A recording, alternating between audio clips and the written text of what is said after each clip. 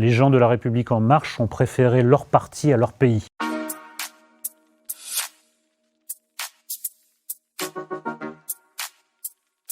Non, on ne doit pas admirer Carlos Ghosn pour son évasion. Voilà, il aurait dû attendre le verdict de la justice. C'est un délinquant au carré. Peut-être qu'il est innocent des premières charges, mais en tout cas maintenant il est coupable de s'être soustrait à la justice. Donc même s'il était innocent au départ, maintenant il est coupable. Donc 2 fois, non, il ne faut pas l'admirer.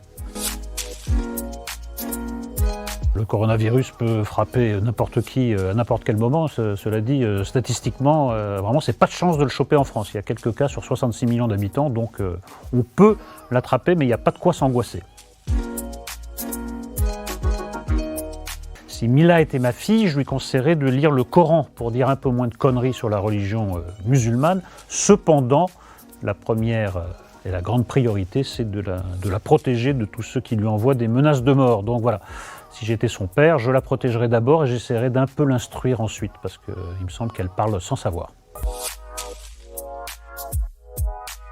Benjamin Griveaux n'a pas bien fait de démissionner dans le sens où il aurait dû résister à la pression, mais comme il était extrêmement mal parti dans la course à la mairie de Paris, ça a été le coup de grâce. Je pense que s'il avait été en tête des sondages, il serait resté, il aurait fait preuve de résistance face à la meute, mais il était déjà trop affaibli. Mais c'est un très très mauvais signal de dire que dès qu'il y aura un peu de pression sur un homme politique, eh bien il se couchera, il renoncera à toutes ses ambitions, donc ce sera la loi des salauds qui l'emportera sur la loi de la République. Agnès Buzyn est un choix pour remplacer Benjamin Griveaux qui me semble très très discutable parce qu'elle était en charge de dossiers très importants en tant que ministre de la Santé. Donc je pense qu'en l'occurrence, les gens de La République En Marche ont préféré leur parti à leur pays. Donc de ce point de vue-là, c'est pas un bon choix, sinon c'est une femme estimable.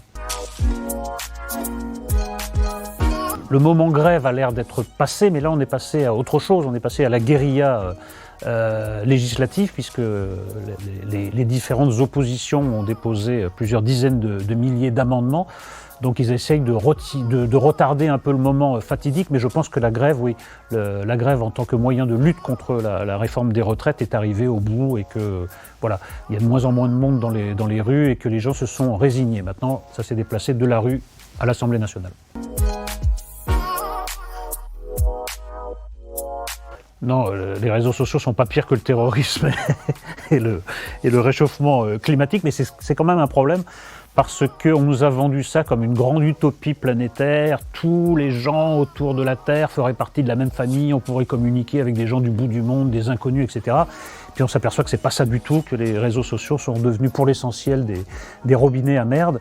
Et chaque jour, le robinet laisse déverser la merde sur les uns et les autres. Chacun d'ailleurs recevra sa part de merde des réseaux sociaux. Donc c'est une immense déception, les réseaux sociaux, parce que ça fait ressortir le pire de l'humanité alors qu'on nous avait fait croire que ça ferait ressortir le meilleur de l'humanité. Cela dit, chacun d'entre nous peut utiliser plus ou moins bien ou plus ou moins mal les réseaux sociaux, c'est une responsabilité individuelle.